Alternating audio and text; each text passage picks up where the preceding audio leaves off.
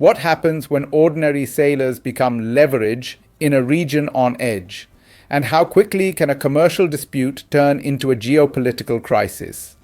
16 Indian seafarers have now spent weeks caught inside Iran's security system after their ship was seized in international waters as tensions across the Middle East rise and diplomatic channels struggle to keep pace.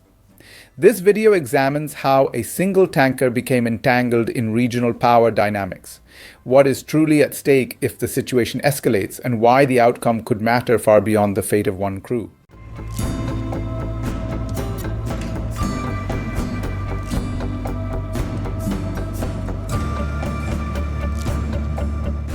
If this standoff resolves quietly, it reinforces the idea that maritime seizures remain a controlled tool of state pressure. If it drags on or worsens, it risks drawing India deeper into a volatile geopolitical environment shaped by sanctions, protests, and military brinkmanship.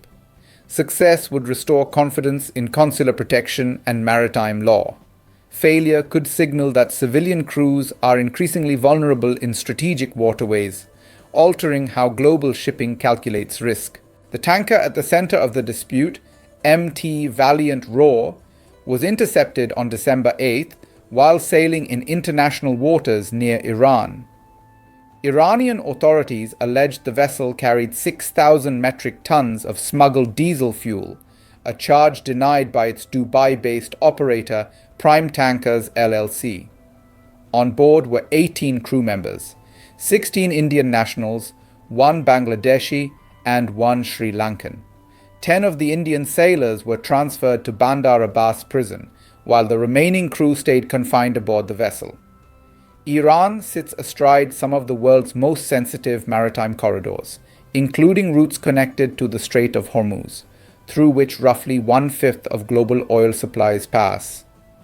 Fuel smuggling has long been a concern for Iranian authorities because domestic fuel prices are among the lowest worldwide, held down by state subsidies.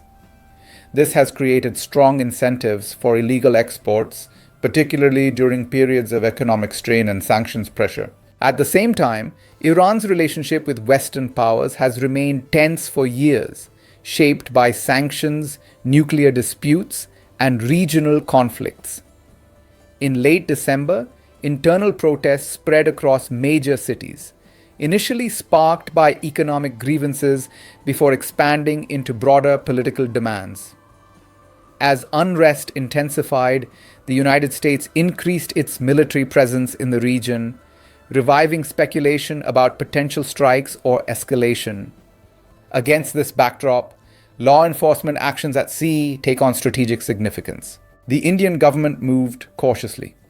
Families of the detained sailors approached the Delhi High Court, seeking urgent directions to secure consular access and repatriation.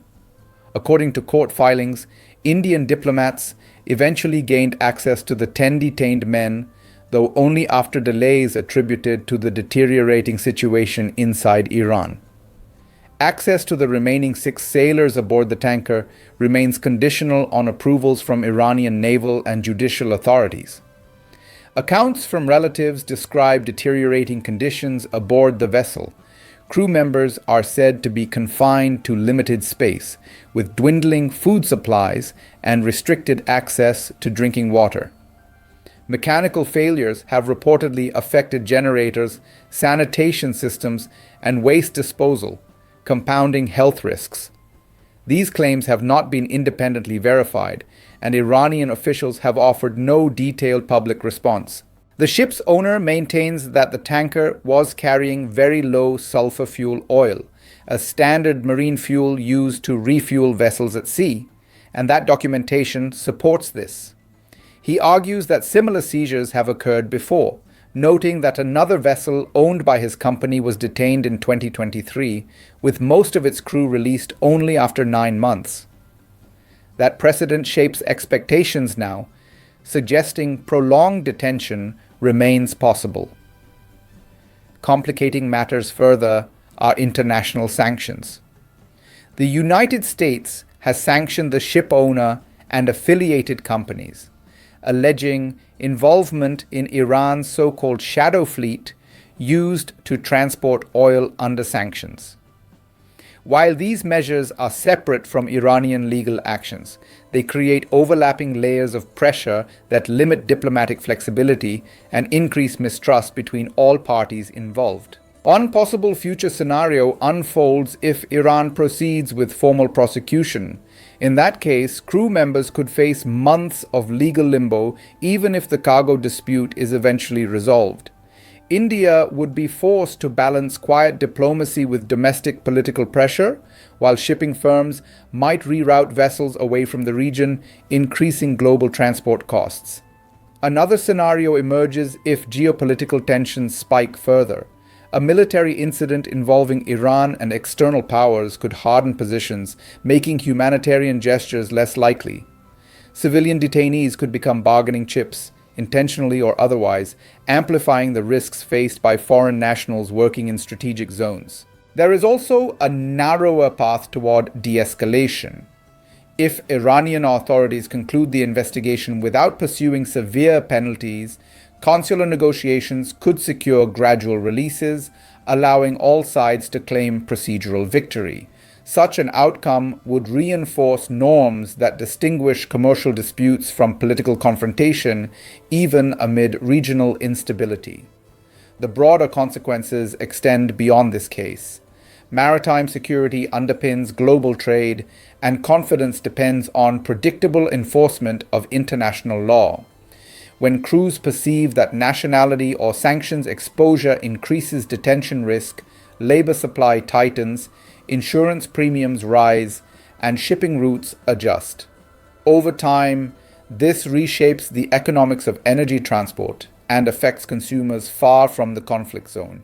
For India, the situation tests its ability to protect citizens abroad while maintaining working relations with Iran, a country that remains strategically important for regional connectivity and energy access.